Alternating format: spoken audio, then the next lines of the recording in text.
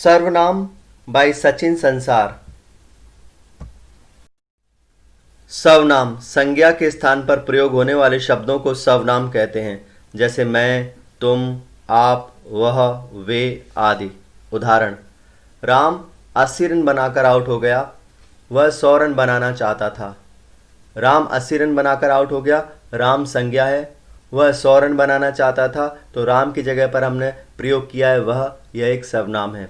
सर्वनाम के भेद: सर्वनाम के 6 भेद होते हैं: पुरुषवाचक सर्वनाम, निश्चयवाचक सर्वनाम, अनिश्चयवाचक सर्वनाम, संबंधवाचक सर्वनाम, प्रश्नवाचक सर्वनाम, निजवाचक सर्वनाम।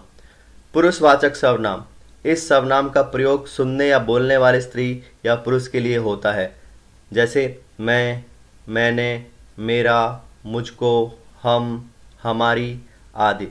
उत्तम पुरुष यानी फर्स्ट पर्सन: तुम, तुम्हें, तुमने, तुम्हारे, आप, आपने आदि। मध्यम पुरुष सेकंड पर्सन: यह, इसे, इसका, इनका, ये, वह, उसे, उसका, उनका, वे, उन्हें, उन्होंने, इनसे, उनसे आदि। अन्य पुरुष थर्ड पर्सन: हम रोज पढ़ेंगे, तुम सो जाओ, वे मैच नहीं खेलेंगे, वह कल घर गया। हम, तुम, वे, वह पुरुषवाचक सर्वनाम है। निश्चयवाचक सर्वनाम: जो सर्वनाम निश्चयपूर्वक किसी पास या दूर की वस्तु का बोध कराएं, वे निश्चयवाचक सर्वनाम कहलाते हैं, जैसे यह, वह, ये, वे आदि। उदाहरण: यह कोई नया काम नहीं है, रोटी मत खाओ क्योंकि वह जली है, वे पहाड़ हैं। यह, वह, वे इसमें निश्चयवाचक सर्वनाम है। अनिश्चयवाचक सर्वनाम: जिन सर्वनाम से किसी निश्चित व्यक्ति या वस्तु का बोध न हो, वे अनिश्चयवाचक सर्वनाम कहलाते हैं, जैसे कोई, कुछ, किसी आदि। उदाहरण: कुछ खा लेना, बाहर कोई है, किसी ने आवाज़ दी। कुछ, कोई, किसी ये अनिश्चयवाचक सर्वनाम है।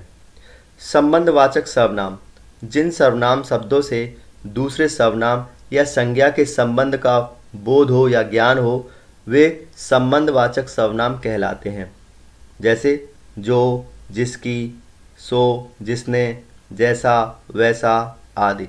जो करेगा सो भरेगा, जिसकी लाठी उसकी भैंस, जैसी करनी वैसी भरनी। जो, सो, जिसकी, जैसी, वैसी ये संबंधवाचक सर्वनाम है। प्रश्नवाचक सर्वनाम: जिस सर्वनाम से किसी प्रश्न का बोध हो, उसे प्रश्नवाचक सर्वनाम कहते हैं, जैसे कौन, क्या, किसने आदि।